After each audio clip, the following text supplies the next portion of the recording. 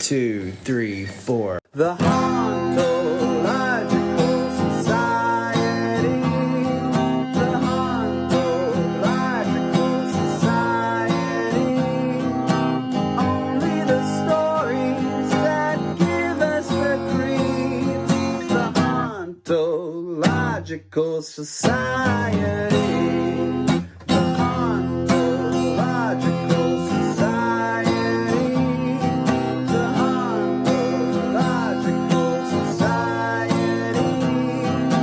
Shedding light on the dark truth underneath. The Ontological Society.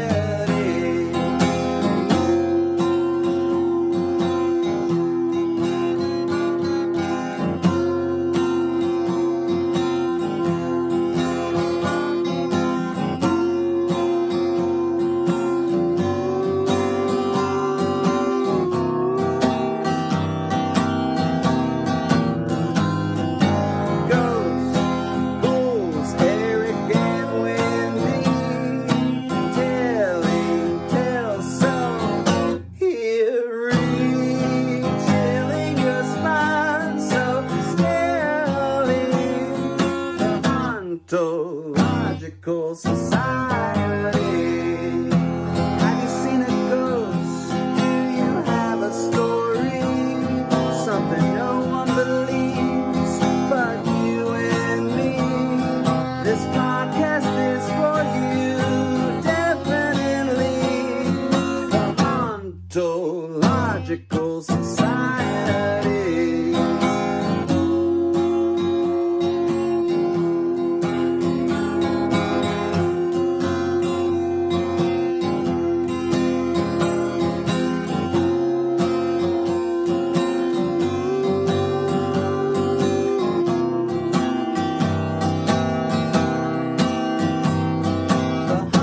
The Ontological Society.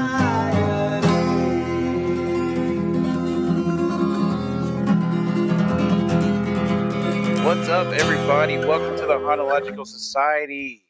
All my society members, we're here to talk about some freaky shit. Ghosts, paranormal, UFOs, cryptids. It's all here in the society. I'm Eric. I'm your host. Welcome. And with me, as always, is...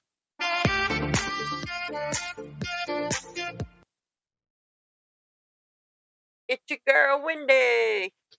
Okay, when I give you the finger guns, that Okay, means go. well, I mean, usually you're like, and so you threw me off with a whole. I gave you the double finger waiting guns. for you to like go or something. I don't know. I I've been pulled- in the pool all day. Listen at you brag. Swimming. Man, it's about to be hot up in this mother. This coming week, man, it's gonna be hot. Well, I was going to say because I feel like it's relatively been cooler Yeah, well, than what it normally is.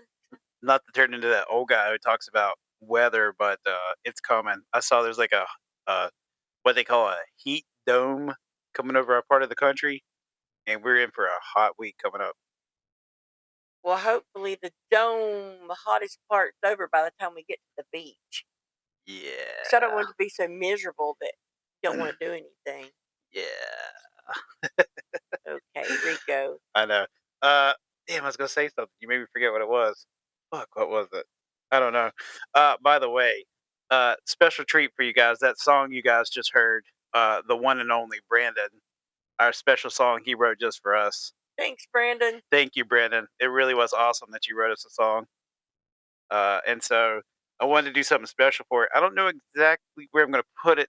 I am going to keep using the song some here and there.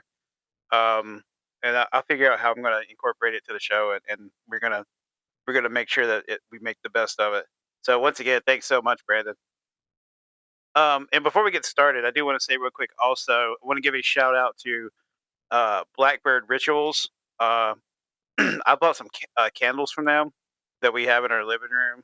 They're very nice. One is like a little skull. One is a ghost veiled woman. And each of those candles were created with intention set specifically for me. So if you could go over to their Instagram page, give them the follow. buy some stuff from them. They have a shop in New York. They have their address on there. It's run by a lady named Birdie. She is awesome. She does tarot reading. She's an intuitive, and she makes everything by hand. So go show her some respect and give them a follow and buy some stuff from them. They're a great friend of the podcast. So go help Birdie out. Thank you, Birdie. All right. Chirp, chirp. Today we are going to be talking about some cryptids, some little off-brand. We've been talking about ghosts for a couple weeks now. I thought it'd be nice to sort of change it up. Speaking of changing it up, I had a special thing planned for today, and it kind of fell through this week, so I'm having to do it in reverse, and hopefully everything works out for next week. Trying to get our schedule lined up. I have a guest lined up for us. It's going to be a great interview. Stay tuned. I know you're going to enjoy it, especially if you're from North Carolina. So just be patient. It's coming.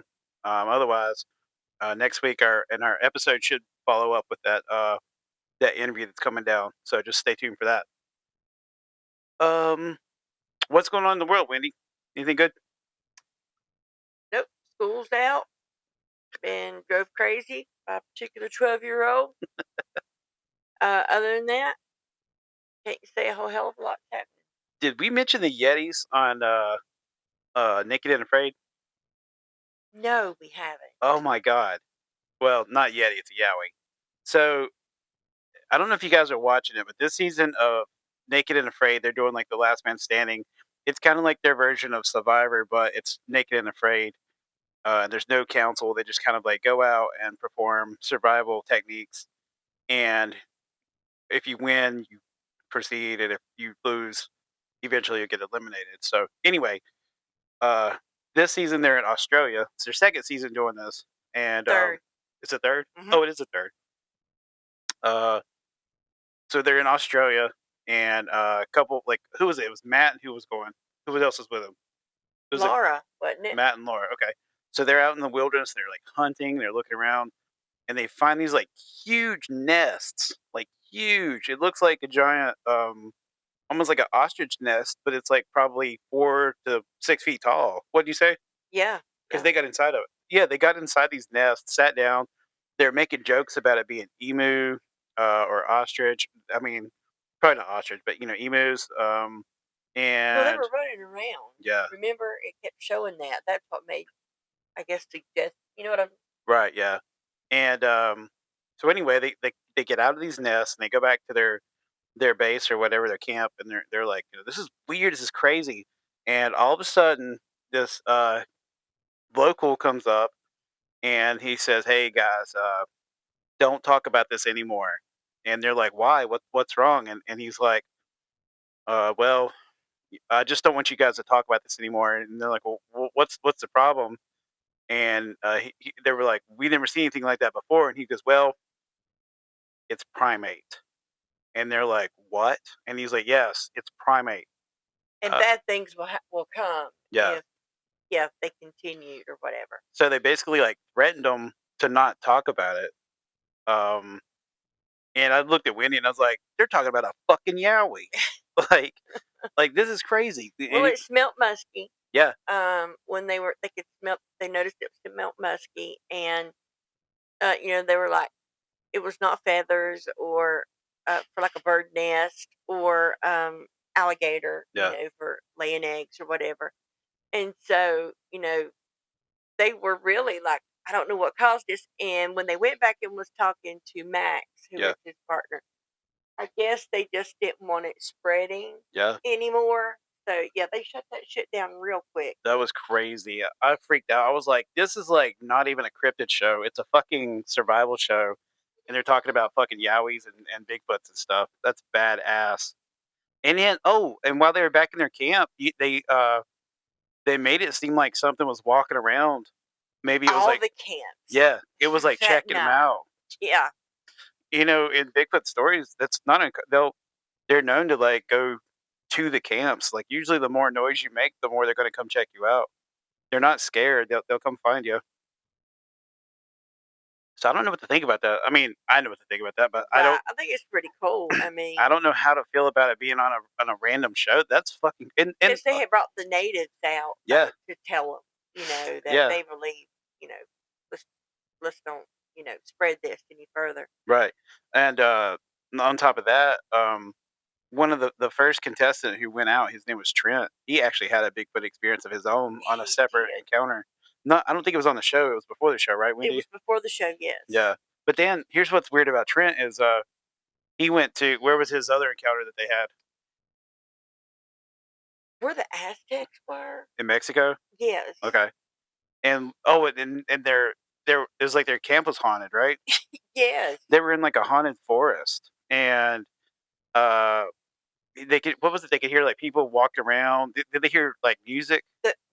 Yes, drums. Yeah, they heard and, like drums and chanting. stuff, chanting. And this man was like tormented by, I mean, because he had already had like a Bigfoot encounter Yeah, in life. And then, he goes and then has this experience. yeah. And the dude literally like freaked out. I think that's a pretty good example of proof that the phenomenon will follow certain people around. Like those who Well, are that's what I was open gonna to it, say, yeah. they're gonna, it's gonna find you no matter what. So uh, there are those certain people that just have that tick or that calling in life. Lucky bastards get to witness that all the time. So on the line of talking about cryptids, we got a couple little news stories that popped up. I found I thought would be fun to share that could probably go right along with our what we're talking about today. So, Wendy, why don't you tell us about the first story there? Okay. It says, this is from Fox 8. Bigfoot has been spotted more than 100 times in North Carolina. Bigfoot field researchers say. High Point, North Carolina. Have you seen a 7-foot tall bipedal ape like creature walking around the Tar Heel State? Well, it may not be as far fetched as it may sound relative to other places in the country. Um, Wait a minute. Well, it may not be as far fetched as it may sound relative to other places in the country. Okay. According to betohio.com, Hmm. North Carolina ranks 17th among the lower 48 states in reported Bigfoot sightings. Okay. However, those numbers could be on the rise as alleged Bigfoot sightings have been reported in both North and South Carolina within the last month. Okay. It's warming up. It's time for their powwow that they meet up for breeding and shit. North Carolina also has more Bigfoot sightings than most of its neighboring states, with the exception of Georgia. Yeah. According to the Bigfoot Field Researchers Organization, there have been 107 reported sightings of Bigfoot in North Carolina. That's crazy. That is very crazy. Most recent of which occurred in Orange County, July 1st. That must have been last year. I was going to say, it ain't even damn July 1st yet. Wait a minute. That said this year, and it's saying July. What the That's what fuck? it said. That had to be a That has to be a misprint. What if I wonder if they mean like June 1st? Yeah, it said which occurred Orange County on July 1st. Oh, that's weird. So typos, they're everywhere. Yeah. It says my 17-year-old daughter was home alone with our 5 dogs on June 24th at dusk. Okay. She saw something very large on 2 feet standing at the edge of our woods. Dogs never barked. When she looked at it, it spun around and walked off fast. I thought she was seeing things until today, July 1st. I began to walk up our driveway and heard a stick snap in the woods and looked to my right, and about 30 feet away, I saw a very large being walking away from me down a path in our woods. I stepped back and got one more glance of it. So, yeah. That's pretty wild. So I just looked at this article that I sent you, and it's my fault. I thought this was recent, but it says August 25th, 2022. So it's a couple years old. Well, shit, Eric. I know, I know. Well, what are you gonna do? My fault. Still news, just old news. What's great? What's crazy is I read over that, and I just didn't pick up that it said July on it till just now. Okay, Figures. let's see when this happened. Let me hold on. Let's look. Updated June 18th, 2025. We're good. Okay. Caught on camera, second official Loch Ness Monster sighting of 2025 reported. What's up, Nessie? There have so far been only a handful of sightings of the Loch Ness Monster in 2025. Some of them haven't even been considered to be official, but the most recent Nessie sighting was considered to be credible enough that it caught the attention of the official Loch Ness Monster Sightings Register. There's those people that they have a group of boats, by the way, that go along the loch, and they use radar to see if they can find Nessie like down in the loch, and they have like chartered ships. I think you could even maybe rent it and kind of go out there with them and look and watch the radar. And then they have people who are stationed along the loch on the shore who constantly watch the water. There's people watching the Loch Ness like 24/7 now. It's amazing like how much time they actually put into it to find Nessie. Yeah, according to the keepers of all official Loch Ness Monster sightings, a visitor to the area reported they that there were there. Hold on, Eric, you've messed me up. Am I Yeah, right? yeah, you're good. Okay. A visitor to the area reported that they were there for the Loch Ness quest. He said that he was at the high vantage point overlooking Ukart Bay Yeah, I think that's by the castle. This is like the famous castle there. You see at the Loch Ness. when he spotted a small motor boat entering the bay. When he checked it out through binoculars, he spotted something long and thin pop up at the boat's wake. It Nice. vanished a few times, but managed to catch it on film. The sighting lasts 3 to 5 minutes and took place at 3:40 p.m. That's in the middle of the day, and that's a pretty long sighting too.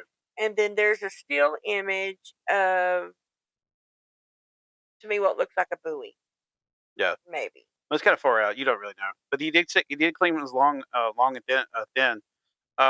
And Nessie is claimed to have that long ass neck, so who knows? Could be her. Right? Have you ever seen the satellite photo that, or I don't know if it's satellite, but it's like a top down photo that's been taken recently, and it looks like there's a because they claim Nessie might be a plesiosaur, Right? and this one's taken from the top down, and you can see what looks like a plesiosaur or a giant creature up next to the shore. Have you ever seen that one? I have not. It's pretty wild. Let me see if I can find it. Um, and every time I think of Nessie, I always think of there's that Scottish guy who has basically been there like his whole life, um, searching for Loch Ness. And every time you watch like those shows about Loch Ness, um, he's always there. And by now he's got to be like up in his 70s. But man, the dedication that the guys put into like trying to find like the Loch Ness monster is pretty amazing. I wish I could remember his name because he's always there. Yeah, I it wonder if he's says one of the guys. it says they're using ROVs Yeah. um, to look, and a baited camera trap Hmm. um, captured incredible footage of enormous pike for the first time. Oh, that's cool. Potential evidence of a viable food source for the legendary Loch Ness monster. And then, where did I just see that? Last month, a resurfaced police report from 1938 detailed how local law enforcement clashed with a group of people who were determined to hunt down Nessie with a special harpoon gun. Damn. So we've got this one of a kind so called creature that we're going to go harpoon and drag out. Yeah, see, I'm not a big fan of like trying to kill the creature. I don't even like people who say they're going to go kill a Bigfoot, and I know that science is going to have a body to prove it, but I'm not a fan of like going and like physically killing the animal. I'd rather it like let it live its days out.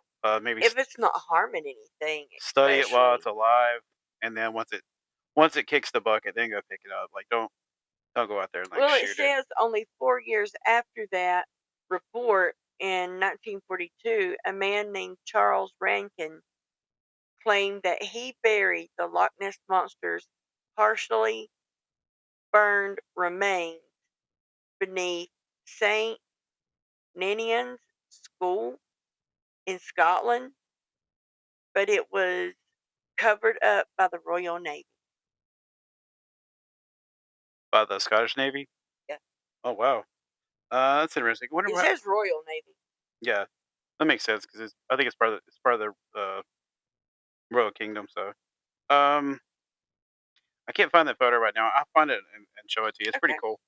Um, I want. I wonder how Nessie got burned. Did the guy That's burn good. him? Did somebody else burn him? Well, that's He just found awesome. the charred remains. Partially burned remains. Yeah. There just has to be a random like burned like this monster like hanging out. With no, yeah. There, the crazy thing about Loch Ness is that didn't they found out that there's a way that you could get in and out from the sea to the loch, I believe. Is that not correct? Um, and they think maybe the reason she might be hiding is because she can Escape out to the ocean. move in and out of the water. But that that loch is also like extremely like deep, and it's like a huge like V, and they think that maybe she can go like way down uh, into the depths and be kind of hard to see. But you know, they take those. Like I said, they take those ships and go around and check it with sonar. They found some crazy pings off of there, and they have got some crazy like echo locator noises back. I mean, I don't know. Who knows what it is? You know, I would I would love for it to be real. I don't. I mean, I believe that it could be real. I don't know what people are seeing in Loch Ness. I can't say for sure, but Well, you have to think sometimes those carp or yeah, I mean they're huge. those, yes, they can get as large as a human Yeah, but you or know, bigger. what about the stories where people claim to see like the creature like actually walking across the road? That's like crazy. Have you heard those stories? No, is supposed to be able to walk. I mean, that's what I'm saying. Like that's what makes this. That's a story that's crazy. Like, yeah, people claim that they've seen like a creature like out of the water walking across the waterway, the road. Like it's They just want to believe. you know, like they said it basically looks like a plesiosaur, but it has like it's walking on its like flippers or whatever crossing the road. That's crazy. That would be wild. That would I be don't know. very Dude. crazy. The hard thing about the Loch Ness though is that it started off as a hoax, and even if it is real, it's hard to come back from that when somebody lies about it. And so I say to everybody out there, don't hoax or lie about it. Even if you've witnessed something, don't make it worse than what it is. Just tell the truth because that's strange enough, and it helps the cause. So anybody out there like trying to hoax it or fake it, not a good thing. You're not one of us. This here says another remarkable discovery during the search weekend. The ROVs also unearthed a relic from one of Loch Ness' most renowned monster hunters, Dr. Robert Ryan. That Okay. the dude, maybe? I don't know. Let me look that guy up. I can Um, see what his name is. cabling from his original 1970 strobe light equipment used his under his groundbreaking Oh yeah. Here he is. underwater expedition to capture images of Nessie was found resting deep in the loch sediment. Wait, what is it? I don't know if it was images of Nessie or if his equipment was found. Huh. Check it out. This is him, by the way. Yeah. Do you recognize him? I've seen that guy His name is before, yeah. Adrian Shine. You know, they found his ROV. That's what it was. Oh, did it like? Were they claiming that Nessie like knocked it down? They just say during the event, they come across the ROV that he was using. That's weird. Mm-hmm. Wow, that's kind of creepy. Random ROV at the bottom of Loch Ness. The ROV also uncovered the ruins of the old Temple Pier, Old Temple. Oh, okay, yeah. where historic British racer John Cobb set off on his attempt to break the world record, water speed record. That's funny. They're trying to break the A water speed record tragic at Loch Ness. endeavor that ultimately cost him his life. Damn, he died in Loch Ness. Apparently, I wonder if his ghost is there. What if you saw like the ghost of his body like in a speedboat like hauling ass across Loch Ness? That's what people are seeing. People aren't seeing the Loch Ness monster. They're seeing like the ghost of that guy like breaking the speed record on water.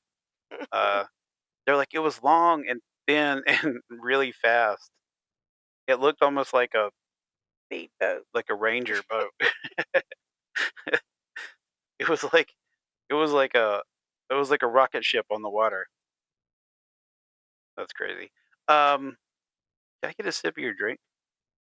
a little sippy I sip. want a little sippy sip. Let me get a little squelch where I tell my story. It's real time right here. Sorry.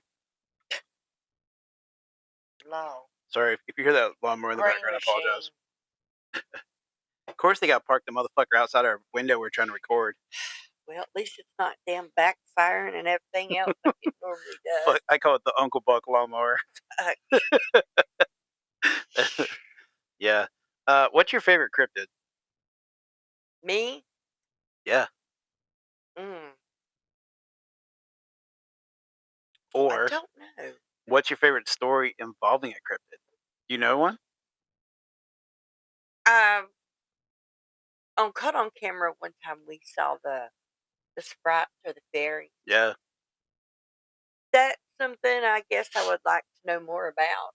But Fairies? however, I don't know that I have a favorite cryptid. Yeah. I mean, you got to go like the king of all, Bigfoot. Bigfoot. I mean, he's called the king for a reason. He's the number one cryptid. Maybe Shefoot. Oh yeah, definitely. Hattie was a she. Mm-hmm. She had what? How they describe it? Oh, God damn it. What, her breast? Yeah, it's like voluptuous, but it's not voluptuous. I can't remember the word they use, but they talk about Patty's boob swinging. But Speaking of Bigfoot, these new guys, what are they on TikTok? Oh, the Bigfoot bloggers. The Bigfoot bloggers. Holy shit, they're funny as hell. It was watching it the other day, and I was like, what are you watching? And man, I got addicted to that shit. I know, And I went over there and I started watching it.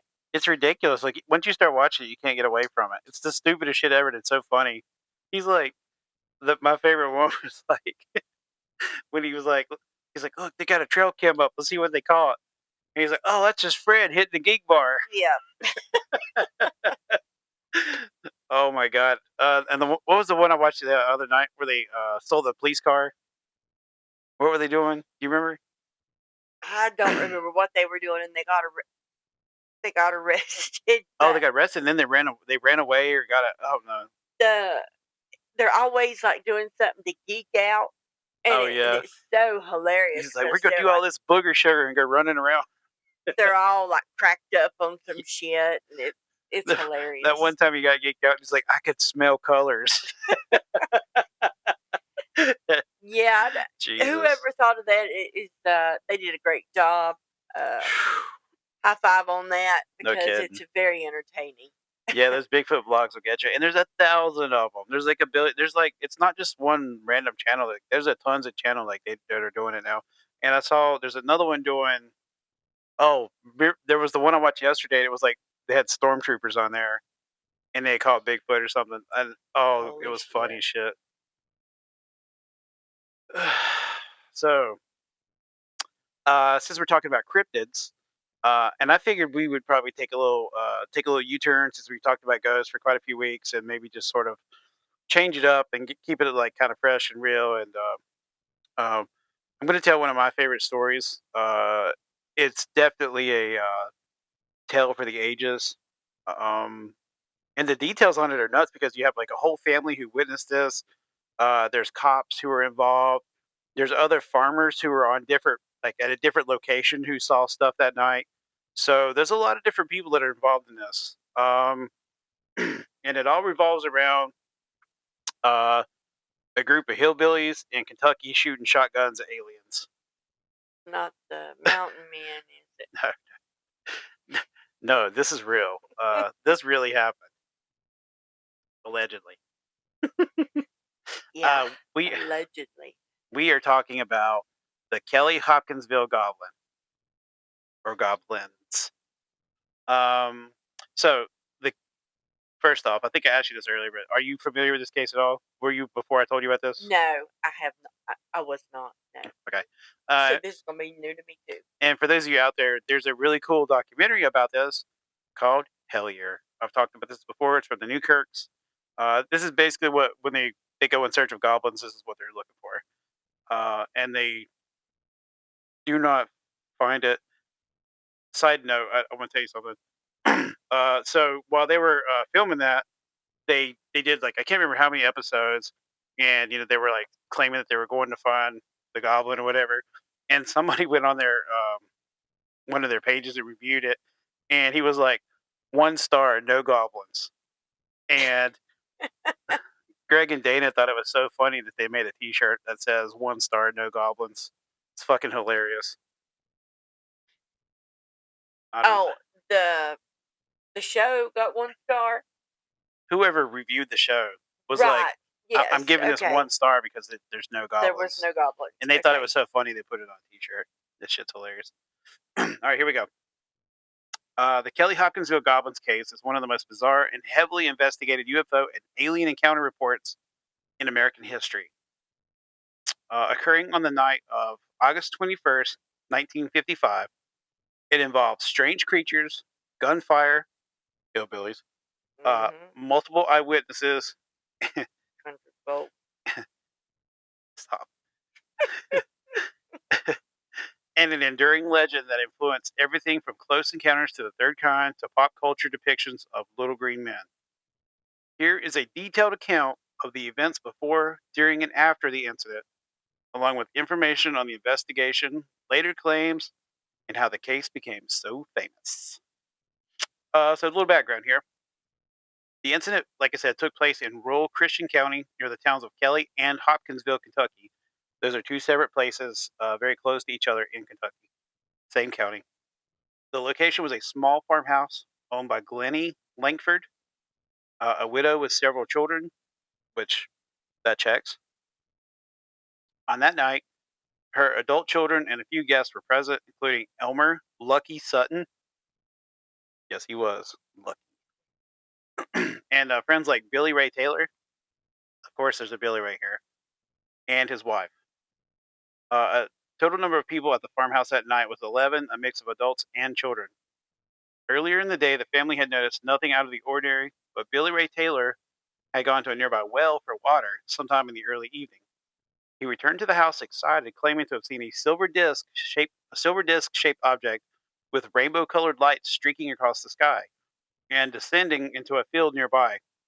The others at first had dismissed his claims, attributing it to his imagination or exaggeration. Now, I don't know how old Billy Ray Taylor is here, but apparently they said that his imagination ran wild. He had a wife and kids, and so I don't know. That's kind of weird that they're like, "Oh, Billy Ray, don't you worry about it." Well, here it says it could have been fueled by moonshine. Damn it! Always the moonshine. All right, so on the night, like I said, on the night of the 21st, that evening, Around 7 p.m., Billy Ray Taylor went outside. It's this dude again. He went outside to fetch water. Oh, I just said this. Yep. Okay. Son of a bitch. You got me messed up. Anywho, I'll blame you, not the moonshine. Around 7 p.m., he went out to get the water at the backyard well, sometimes described as a pump, but likely a cistern-style well. What's that mean? Where you got to dip your own water? Yeah. And while out there, he claimed to have seen the bright and silvery object. He described it as circular or disc-shaped, glowing with multiple colored lights and trailing what looked like an exhaust of flames or light.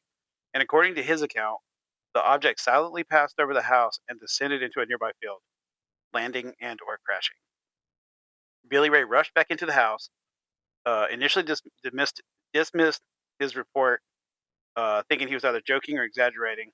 It wasn't until shortly afterwards when the family dog began barking violently and strange humanoid creatures appeared that the rest of the group began to take his story seriously. Now, I don't think I wrote this on here, but I think what they said was the creatures were getting up on the porch and was like walking around and looking in their house and messing with their stuff, was getting their dog pissed off. These people not on guns?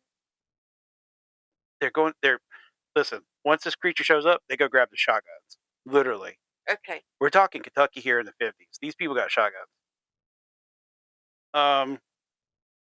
So shortly after 8 o'clock, the Sutton's dog was barking wildly before hiding under the house and refusing to come out. Then the family began to see strange creatures approaching the farmhouse. These beings were described as small, around 3 to 4 feet tall, with oversized heads, glowing yellow eyes, long arms that nearly reached to the ground, and talon-like claws. It's a weird description, but they appeared to be metallic or silver in color, possibly due to the glow of skin or reflective suits. Here's what I think. I think they were actually little grays wearing What it sounds like. aerial suits. Yeah. The first thing I thought of. I don't believe that they were like robotic or anything like that. I believe that they were wearing alien style uniforms, aerial style uniforms. One of the creatures approached the back door, and Lucky Sutton and Billy Ray grabbed guns, a 12-gauge shotgun, and a 22 rifle, and fired at it. The creature reportedly flipped backwards and disappeared into the darkness, so they hit it. It flips over and runs away. And over the next several hours, the family claimed to be under siege by multiple goblin-like entities that peeked in windows, perched on the roof, and floated rather than walked. The family shot at the beings multiple times, but reported that the creatures appeared immune to the bullets, making metallic ping sounds when struck. So that's what makes me shit. Yeah, that's what makes me think that they had like some sort of suit on, because the guns couldn't penetrate it, but they were hitting it, and it was, to me, I picture like when you go to like the fair or something and you shoot the BB guns, it's like bing, bing, Right. bing. I think that's what it sounds The like. can or whatever. Ding, Yeah. ding, that kind of stuff. And so terrified, the family fled the farmhouse at around 11 p.m. and drove to the Hopkinsville Police Department, reporting an attack by little men from outer space. Officers noted that the family was genuinely terrified and several were visibly shaken. Chief Russell Greenwell, leading to the response, later stated that they were not under the influence of alcohol or drugs. So according to a sheriff, they were completely sober. Correct Monday. Local law enforcement, including state police, city police, and military police from Fort Campbell, arrived at the farmhouse and conducted a thorough investigation. And they found numerous bullet holes in the walls and screens, spent shell casings. God damn it! Spent shell casings. I can't say that. Littered around the property, torn window screens, and broken windows. No footprints or physical evidence of the creatures. The search turned up no sign of alleged beings, and the officers stayed for over 2 hours but left with no concrete conclusions. Some speculated that the family had mistaken owls or wildlife for alien beings, but this failed to fully explain the consistency, and intensity of the encounter. The next day, reporters and curious locals swarmed the area, and the story hit newspapers nationwide under the headlines like "Spacemen Visit Kelly," and the U.S. Air Force never officially investigated the incident, but under Project Blue Book, some researchers believe it was monitored unofficially. The Center for UFO Studies, the NICAP, this is early before Arrow or anything like that. The current UFO task force. Right. And individual investigators like J. Allen Hynek later took interest. Hynek of Project Blue Book fame uh, worked for the Air Force investigating UFOs. He was a skeptic at first, and would go out and investigate these tales, and the Air Force would tell him how to what to call it when he would have a press conference. But later on, he quit working for Project Blue Book and became a full-on believer, advocating for the studies of UFOs. So, the aftermath. In the days following, the family reported minor residual phenomena such as strange lights in the sky and unexplained noises, but nothing as intense as the initial event. Then the creatures were never seen again. The public and media attention became overwhelming. The Sutton family refused to capitalize on the event and even charged reporters a fee to talk to them in order to deter attention. I don't know about that. If they're charging a fee, they're probably making some money off of it. They resented the ridicule they received from skeptics and sensationalist coverage. One Sutton later said, "If I saw something like that again, I wouldn't tell a soul." That's interesting.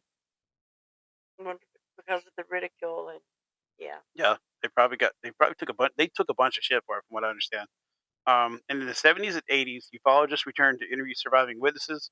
Their stories remain remarkably consistent, even decades later, which bolster the case's credibility among believers.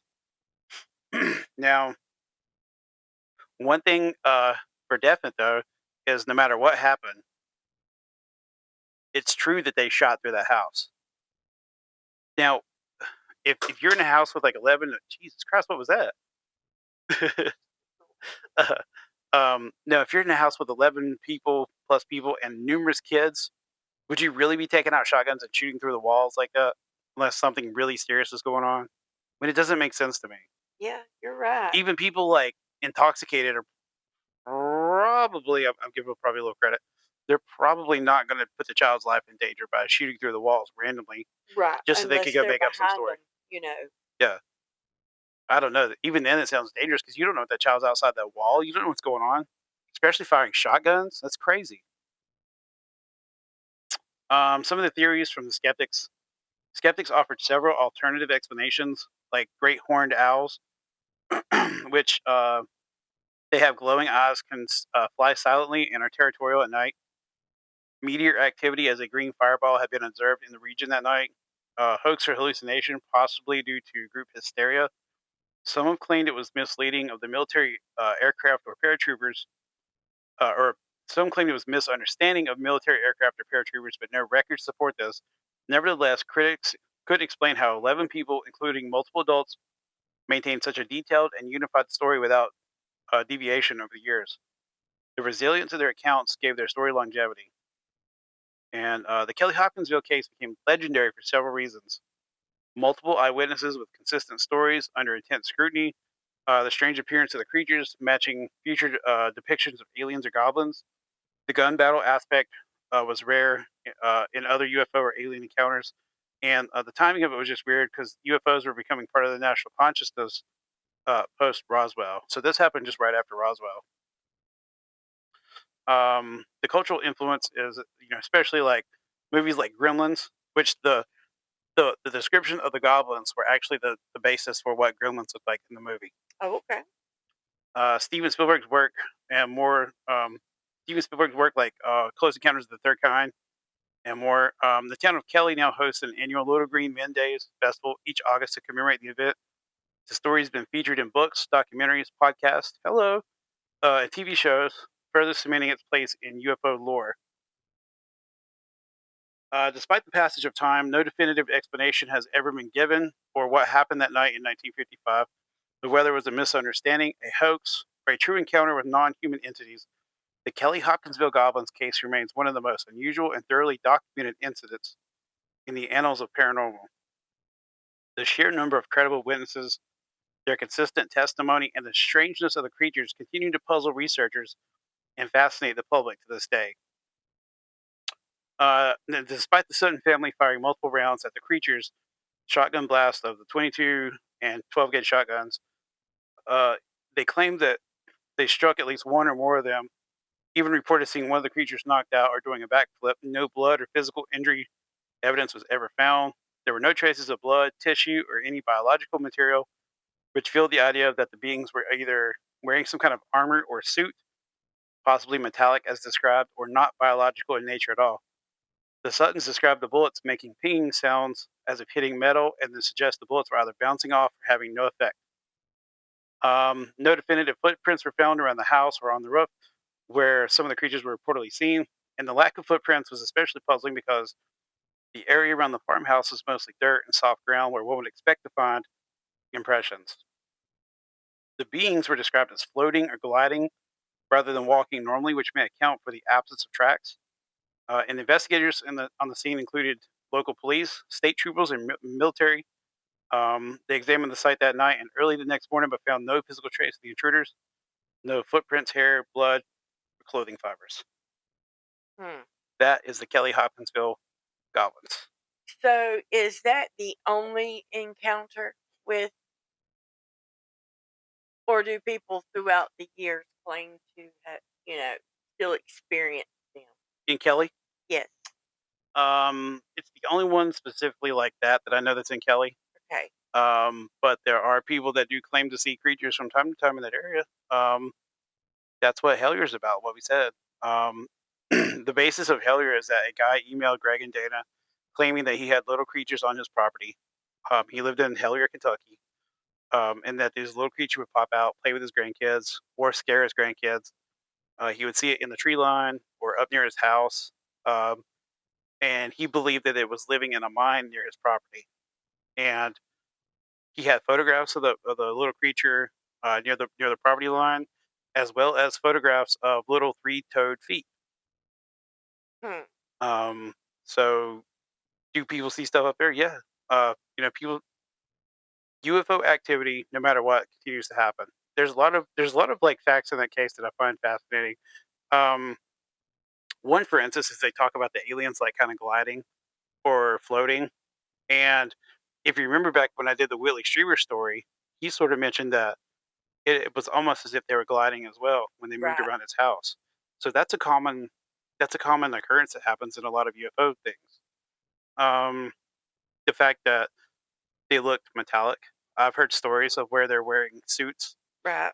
which makes sense because if you're traveling through space or time, you're going to wear some sort of suit. Like we send our people up to space wearing space suits, so why wouldn't they? Even like Betty and Barney Hill claimed that the creatures that they saw were wearing what they believed were like aviation uniforms. So I think that's a possibility. I envision like that silver, like flame retardant material. Yeah, You know. yeah, kind of looks like one of those like thermal blankets. Yes, Yeah, exactly. I always pictured them wearing like little miniature like gladiators with like because like they're based on the gremlins, so they have like the big pointy ears or whatever, Yeah. and they wear like the metal helmet, and you have like what looks like the sideburns that go in one side of the ear, and then like a what looks like a metal mullet in the back, and like it fits over top of their dome, and then they've got like a metal plated armor with like miniature muscles on it. Well, even the gremlins weren't 3 to 4 feet tall. Okay, They were smaller, yeah, right? Then they say it was. They compared. People compared it to an owl. yeah. Never saw a 4 foot owl. Well, so 4 foot owl. the thing about the owl that I think is the reason people make the assumption is Because of the big eyes. the eyes. Because they always talk about the eyes when they see aliens or grays or whatever. And the theory is that when they look outside their window, an owl will be sitting on a branch and you see the reflection of its eyes. And that's why they always associate the almond eyes with the owl. But and I mentioned this on another case, the Willie Streamer one. You need to go listen to that episode if you haven't already. Um, some people believe that the owls are used as a distraction to help your subconscious forget the events that took place the night before. So Hmm. it's like a memory wipe thing Interesting. instead of like a power of association. It's sort of like a once you see the owl, you kind of go into this weird amnesia state where you sort of Huh. forget it. I don't know. There's a lot of different things about that's interesting. Well, when you first mentioned, the Hopkinsville goblins or whatever, I just thought the first uh paragraph of this is hilarious. It's like, on August 21st, 1955, the Kelly Hopkinsville UFO incident terrified the people of western Kentucky and introduced the world to little green men. Around 11 p.m. one August night in 1955, 8 people showed up at the Hopkinsville Police Department station in a state of panic. "We need help," one gasped. We we've been fighting them for nearly 4 hours. Um, and you can just imagine these people, Yeah. going in, um, fighting who? Apparently, little silver men to some. Um, and then that's when they say others say it was an overreaction, perhaps fueled by moonshine, um, to an owl attack. Yeah. I've never known owls to attack. They're pretty state of their self, kind of. How violent of an attack would have to happen for That they're shooting up the house, for them to pull out the 12 gauges? That must have been one hell of an owl attack. Yeah, I don't believe that. blow up everything in their homes because there's several owls on the porch. I picture, when you watch Fire in the Sky, the Travis Walton story, Hmm. at the beginning of that movie when they run into the diner and they call the sheriff, like it always kind of makes me think of that when I hear this too, because I think that's sort of how they might have reacted. It's possible that they were like in shock. They were just like, we don't know what the fuck we just saw, but Right. we tried to kill it and it didn't die. And this thing was trying to come in our house. It was looking in the windows. Uh, I don't remember if I just said it or not, but there was another farmer who lived just down the street who also saw the same fireball slash rainbow colored lights going through the sky. So he's also a corroborating witness to this, even though he wasn't there when they shot at it. And there was a couple of other people around too that also saw fireballs or something crash as well. So um, they're not alone. There are other people that saw something weird too. So where did the word goblin come in? I think it was just how possibly the media described it, because at the time they weren't saying little gray man or little green man. They were trying to use whatever vernacular they had at that particular time. So it could have been something that popped up in a book or story or fairy tale, and it was just how they could describe it. Um, you know, the very first instance of a UFO sighting um, that was picked up, it said disc shaped. It wasn't disc shaped.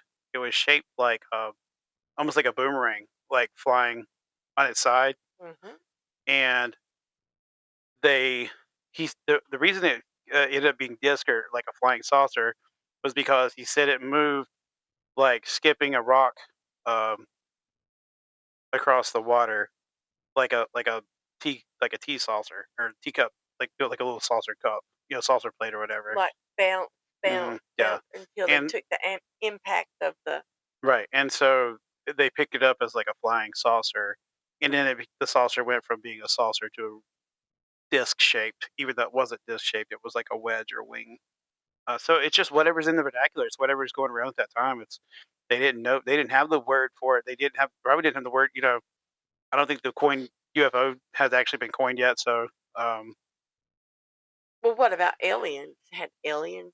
I mean, I mean, in the 50s, like there are sci-fi movies that are going around. They came from Planet X, the Forbidden Planet, The Man Who Knew Too Much. There's a Invasion of the Body Snatchers was around, I believe. I mean, there's a lot of like alien movies around. Um, I don't know that they actually used the word aliens yet. I think it was coming, but it wasn't far behind that. maybe because it was just little and garden on me and Yeah. got goblin. Yeah. I don't know. I wish I could. Actually, let's look that up. Where did the word goblin come from? How did this get incorporated? Let's find out. You've piqued my interest. Well, they go to explain, little yellow men and flashing lights, or okay, no description, not green men or silver, but small creatures and um, glowing light. Hmm. Your mind automatically goes to, an alien encounter. Well, it's because we know what aliens are today. Um, so the word goblin in the Kelly Hopkinsville caves was not originally used by the eyewitness themselves. It was a term coined and popularized by the press. Gotcha. The Probably family, to deflect away from. the family themselves described it as oversized head, large glowing eyes, claw-like hands, pointy ears, long arms, silvery or metallic skin. They were never called them goblins in their own accounts. They simply said they were strange little creatures or described them physically. Uh, Local national newspapers ran with sensational headlines after the story broke on August 21st, 1955. One of the first outlets to cover it described the beings as little green men or goblins from outer space. So that's where the little green men coinage comes from. Um, these were familiar folkloric and sci-fi terms to the general public. Goblin already had a strong connotation of small, mischievous, and malevolent creatures in folklore, and it captured the weird, otherworldly vibe of what was reported. Because the creatures were not quite aliens, not quite monsters, the word goblin stuck, especially since the town of Kelly hosted Little Green Men Days festivals for decades afterward, embracing the cultural label. The term Kelly Green Goblins also became a catchy shorthand to describe the beings in books, documentaries, and UFO lore. In short, Goblin came from the press, who used it to make the story more sensational and relatable. It was never used by the witnesses, but it became the lasting public nickname for the creatures. Hmm. So there you go. Interesting. Oh, Think of how scary that is, though. That your gun is your biggest protection, and it's not making any impact at all. They keep returning to your porch, peering in your window. I mean, I would probably have a stroke or something. yeah. Yeah, because what else did they know? I mean, what else? Right. That they're basically like just starting to. They keep coming back. We've been battling them for 4 hours. Yeah. It's That like, had to be pretty horrific. these are probably like avid hunters and stuff. I mean, imagine, they're probably Right. pretty good fucking shots. So you keep shooting them and they keep just coming back, coming back, coming back, coming back. And my one huge, most important means of protection is bouncing off of them, literally, like, Ping, ping, ping. Yep. yes. Making those noises. Okay, here we go. Check this out. So the word alien has existed for centuries, but its modern association with beings from outer space is relatively recent. Emerging in the 20th century, particularly in the 40s and 50s, alongside the rise of UFO sightings in science fiction. Before the 20th century, alien was a Latin word meaning foreign or belonging to another. For most of history, alien just referred to someone from a different country, um, and occasionally philosophical or religious beliefs as well. But in the early 20th century, science fiction pulp magazines like Amazing Stories started portraying extraterrestrial beings. These beings were usually described as Martians, Venusians, or simply beings from another world. The term alien was sometimes used, but not yet the dominant label. In 1947, the Roswell incident and Kenneth Arnold's famous UFO sighting led to a boom in the flying saucer report. That's the report I was just talking about, Kenneth Arnold. Uh, Around this time, alien became a common shorthand for describing humanoid or intelligent beings from space. The phrase alien spacecraft or alien beings began appearing in newspapers, sci fi movies, and government documents. Hollywood films like The Day the Earth Stood Still and Invaders from Mars cemented the word alien as meaning extraterrestrial. And Invaders from Mars come out in 1953, so it was just before the Kelly Hopkinsville case. Right. Okay. By the 60s and 70s, alien had become the default term for beings from space, both in pop culture and ufology. Books like Chariots of the Gods by Danica von Erickson, and shows like Star Trek and The Outer Limits reinforce this meaning. So alien became widely used for extraterrestrials starting in the 40s with the rise of UFO sightings. Yep, that's it. Awesome.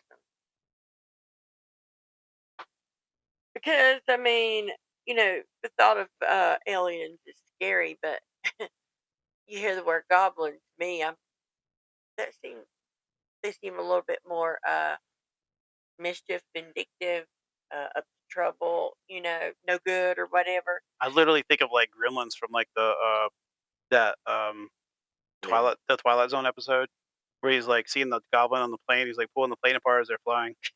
It's like one of the most famous episodes. That's what I think of when I hear like goblin. Yeah, there's some really scary like alien stories, kind of like this. But there's also some stories that are a little more strange and not so scary. I'm gonna try to dig up some of those and I'll share some of those. So maybe you'll see that the aliens are always creepy and scary. Uh, Maybe a lot of it is just the newspapers trying to exploit the people and sell some newspapers, Right. which happens to a lot of stuff in the paranormal. They get exploited. All right, well, thank you for listening. I hope you enjoyed our story. I hope you learned a little bit. We all learned something today. We learned stuff in real time. So thank you for listening to that. Thank you for sharing all the our podcasts with all your friends, all the people. Continue doing that because we need to keep growing this community. Help us gain more listeners. The fastest way to do that is to give us 5-star reviews on whatever podcast app you listen to. Give us a 5-star and leave us a review. Comments on the episodes don't give us reviews, so it's a little bit different. I appreciate the comments, keep them coming, but also give us those reviews. Those are very important. You can find us on Facebook, the Hauntological Society Podcast. I deleted the extra page, Good job. so there's just one. You're You welcome. don't have to keep saying there's two. Don't go to the one with just one post. I'm gonna be honest. I kind of missed saying it because it was funny. Oh, I'm sorry. Put It's it okay. back up just Nah, so you can. It's too late now. You can do it. We've gone too far. Send us an email. You got stories about aliens? You think you shot at an alien? Did you see one on your property? Did you find footprints? Have you seen Bigfoot? Have you seen Loch Ness? Is your house haunted? Got fucking goblins? You have goblins? Do you have fairies in your backyard? Please send us your emails. thehauntologicalsociety@gmail.com. Let's see. What else? We have merch. I have a link on our page, on our Facebook page. Go there. Buy a shirt. Please. Anything. Shirt, hoodies. We got coffee mugs. We got stickers. We got new designs. We got new designs coming. So keep going over there. Keep checking it out. And all it takes is a couple of buy a shirt here and there, some stickers to support your favorite podcast. Hopefully that's us. When you go to your podcasting app, don't forget to hit that notify button so you'll know every time we drop brand new episodes. Anything else? Nope. All right. Oh, once again, thank you, Brandon, for that awesome song. I just want to give you one more shout out. I promise. I'll keep doing it. Very catchy. Yep. I believe I sung it several times that day. Hope every one of you enjoy that song. And go check out Blackbird Rituals. They're a great place too. All right. I'm Eric. I'm Wendy. We're out.